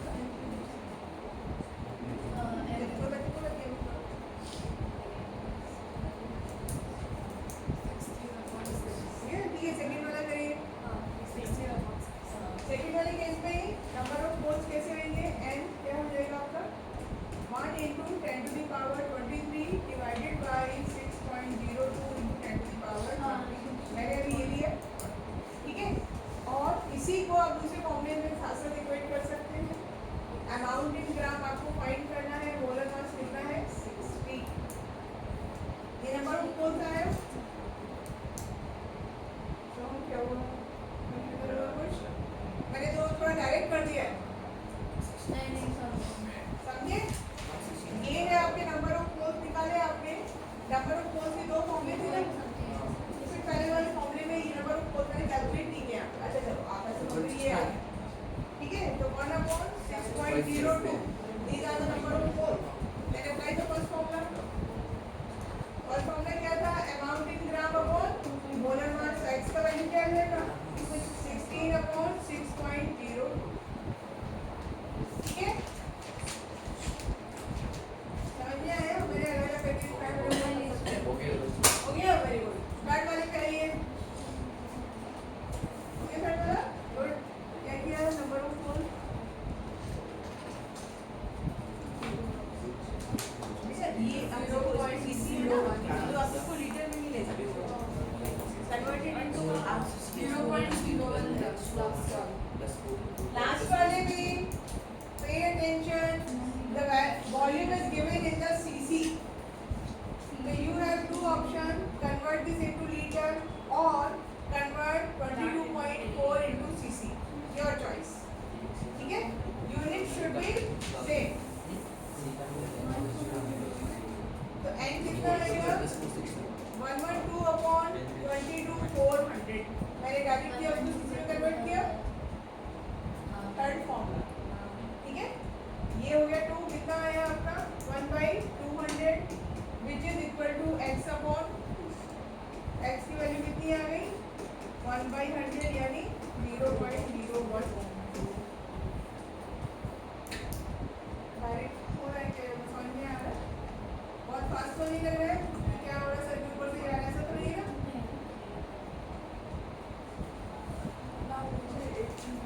हाँ yes।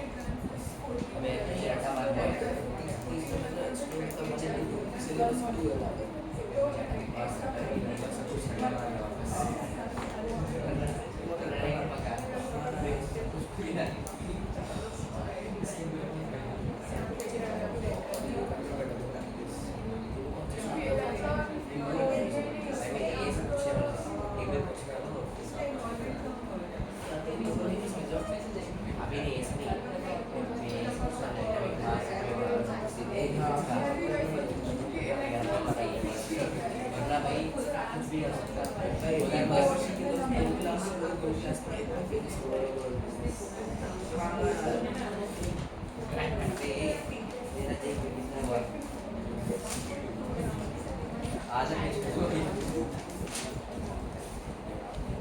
बस इतने ही बाकी अभी अभी देखना ही है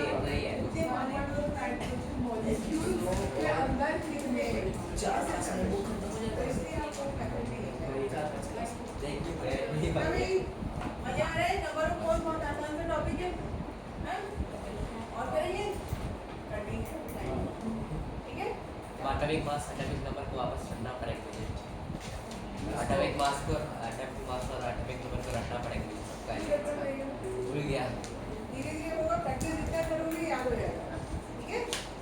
अभी तो रखने के लिए जो मैं बोलूँगी उसको रखो, अभी ये सब रखने की चीज़ नहीं है, ये तो क्वेश्चन में दिया होता है आपको, यूजुअली क्वेश्चन में दिया होता है, नहीं तो कार्बन हाइड्रोजन अभी इतने क्वेश्चन कर लोगे कि डायरेक्ट मॉलिक्यूलर फॉर्मूले आपको वो याद हो जाएंगे मोलर मास, ठीक है। मोलर मास नहीं एटॉमिक मास और एटॉमिक नंबर एटॉमिक नंबर भी सब तरीके सीखेंगे धीरे धीरे बनाएंगे। चलिए भाई अब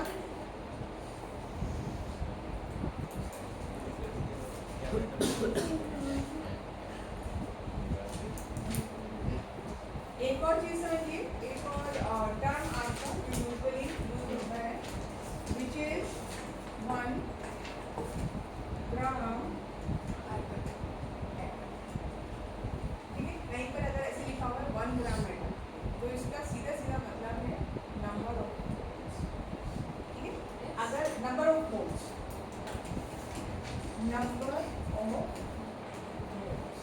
ठीक है, ये एप्लीकेबल है in case of element. Element के केस में वो आपको कई बार इसमें से भी क्वेश्चन में डायरेक्ट कर देते हैं, तो उसने दिया कि 2 मोल ऑफ सोडियम, या फिर वो क्या लिखिएगा 2 gram atom of sodium, atom और ग्राम, तो समझ जाइए ये कॉम्बिनेशन आपको क्या दे रहा है, ठीक है। अगर मैं आपसे मॉलिक्यूल की बात करूं तो यही टर्म हो जाएगा आपका 1 ग्राम मॉलिक्यूल, 1 ग्राम मॉलिक्यूल का मतलब फिर से क्या मतलब है नंबर ऑफ मोल। तो इसको देखिए कोई कंफ्यूजन नहीं होना चाहिए, मोल का सिनोनिम एक आपको मिल गया, ठीक है ना, मीनिंग वही है, बट ये 1 gram molecule is applicable in case of compound या molecule.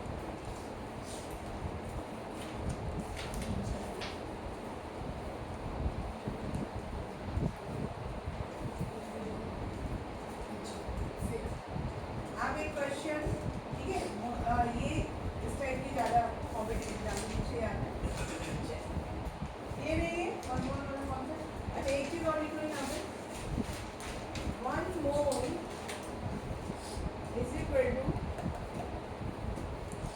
Molar mass of molecule in gram, ठीक है, और 1 मोल इज इक्वल टू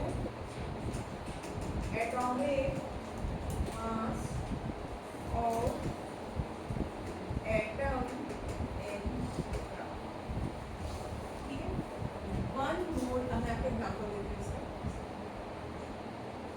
ठीक है। अगर आपसे बोला जाए 1 मोल एंड, ठीक है, 1 मोल का मतलब क्या है, apply the first formula amount in gram upon molar मास, आपने कैसे निकाला था amount in gram upon molar mass, correct.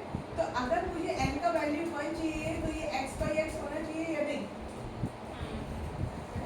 अगर मुझे n का वैल्यू 1 चाहिए तो न्यूमरेटर और डिनोमिनेटर मस्ट बी सेम, ये बात क्लियर है।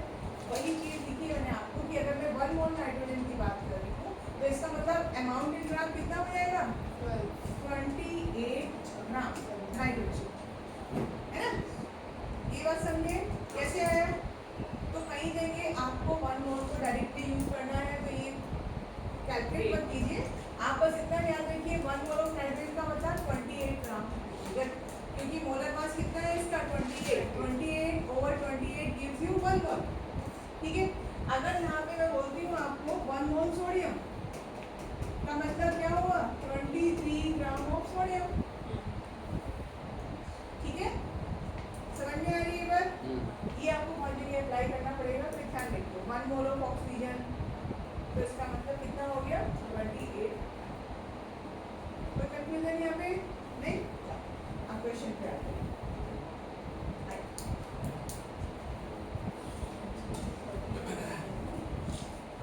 क्वेश्चन है अरेंज द फॉलोइंग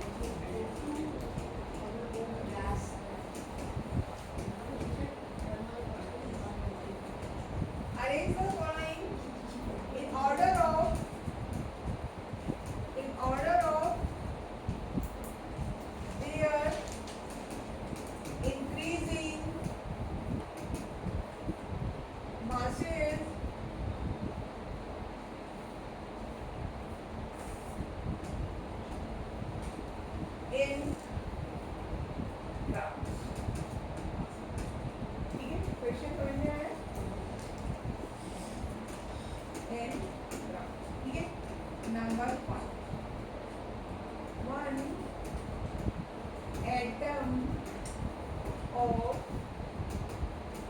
silver. ठीक है. Second, 1 gram atom, 1 gram atom of nitrogen. अब देखो मैंने क्या लिखा है 1 ग्राम एटम. इसका मतलब 1 mole. 1 mole. Am I talking about atom or molecule? Atom, milligram atom. अगर मैंने यहाँ पे लिखा होता तो आपको n कंसीडर करना है सिंगुलर. अगर यहाँ पर मेंशन होता 1 ग्राम मॉलिक्यूल तब आपको n2 कंसीडर करना है. ठीक है. ये कंफ्यूजन वाली चीजें हैं. इसको ध्यान से समझिए. फिर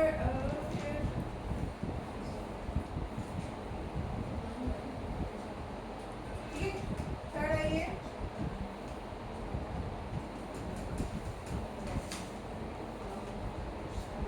One mole of calcium.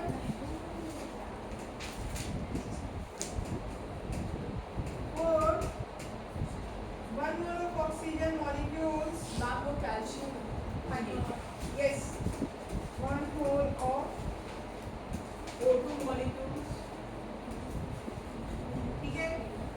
And the fifth, 10 to the power 23 atoms of carbon. And the sixth, 1 gram of iron. 56 iron का एटॉमिक मास.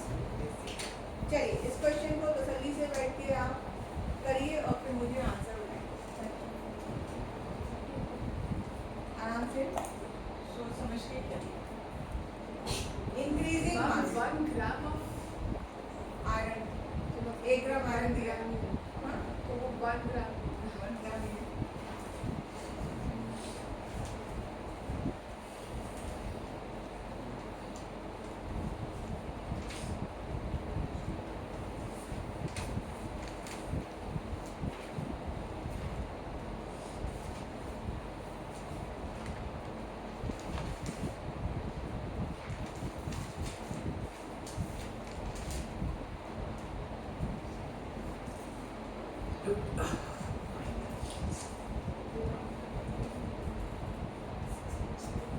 अगर आपको फर्स्ट वाला आता है तो अच्छी बात है. नहीं तो मैं आपको बता दूंगी फर्स्ट वाले में क्या सिचुएशन है. बाकी आप करिए. फर्स्ट वाले को भी छोड़ सकते हैं. बाकी को करिए. क्या है?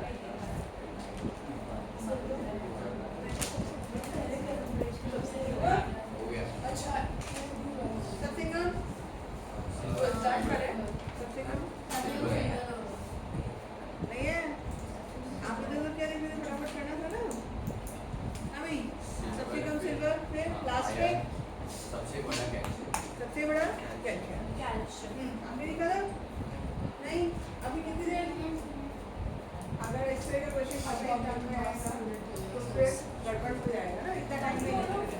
O2 molecule 32 grams. हाँ, 32 grams है, वो calcium से ज़्यादा होगा। Calcium is 40 grams. 40 अच्छा, okay. देखो नहीं देती, इसको भी बता रही हूँ how to find this. 1 gram of atom of nitrogen कितना हो गया? 14 ग्राम। हाँ, ठीक है, सिंगल नाइट्रोजन ले लें। 1 मोल ऑफ कैल्शियम 40 ग्राम। ठीक है, 1 मोल ऑफ 32 ग्राम। इसमें कुछ कैलकुलेट करने को है नहीं। ये कितना आएगा? 2 ग्राम आ रहा है।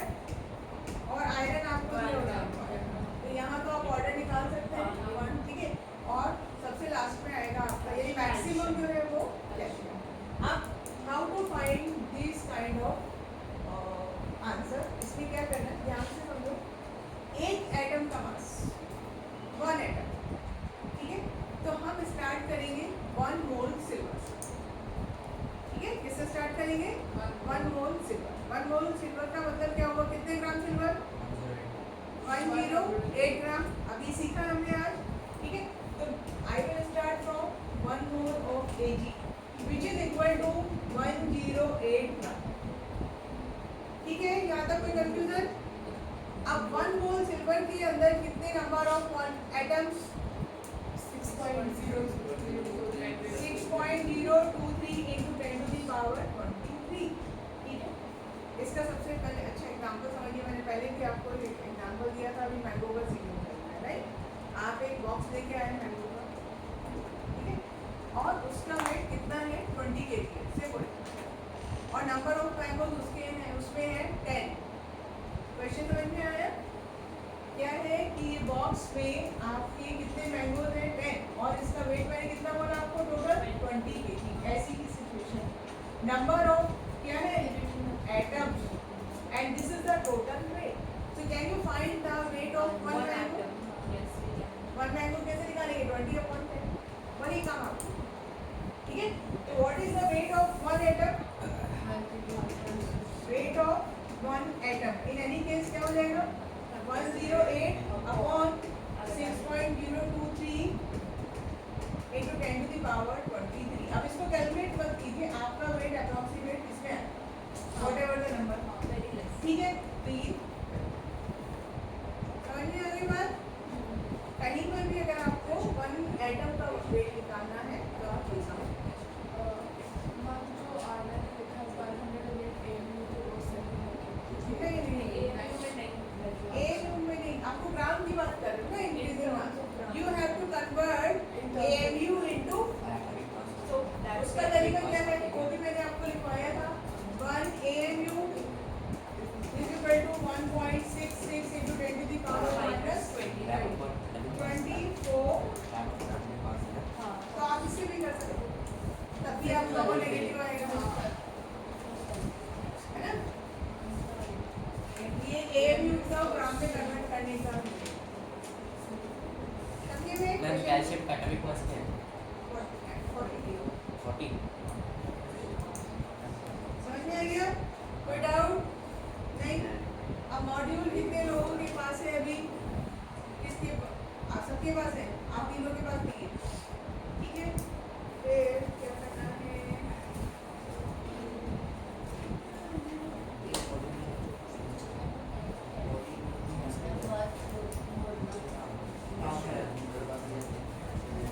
तो कल मिला था ना, हाँ वो मिला था ना, वॉल्यूम्स वगैरह वही है।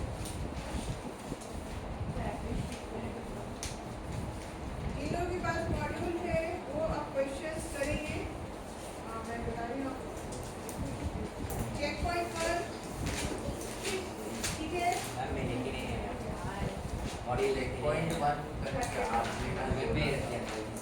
कोई बात नहीं, अभी के लिए चेक पॉइंट 1 आप करेंगे, कर दिया, करिए। परसों ही खुला। कर लिया, जिसने अच्छी बात है, नहीं किया तो ऑफ कर लीजिए। हो सकता है इसमें कुछ क्वेश्चन अभी भी आपको ऐसे मिलेंगे जो आपने टॉपिक नहीं सीखा, तो उसको स्किप कर लीजिए। ठीक है, check point 2 which is based on empirical formula, ठीक है, वो आप कर सकते हैं। देन आप आइए के वार्म अप में आप कर सकते हैं अप टू द 70 70 7070 ठीक है चेक पॉइंट नहीं करना था चेक पॉइंट 3 अभी सीखा नहीं और उसके अलावा फिर आप PYQ up to question number 70 आप ट्राई कर 7070 बाप रे मत बोलो भी अभी तो 100 में आएंगे सी से भी सी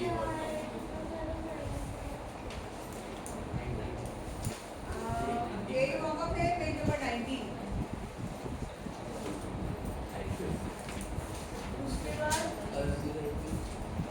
हम कम लेने वाले हैं ये बताओ हमारी लाइट रख कर मंडे है ना तो ऐसा नहीं है कि ये सब आपको एक ही दिन में करना है मंडे तक लेकिन आप डेली ट्राई कीजिए कम से कम 50 क्वेश्चन पर डे आपके होने चाहिए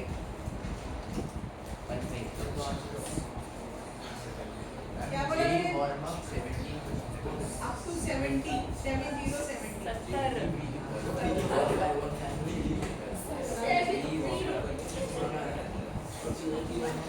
ऑफ कर लो PYQ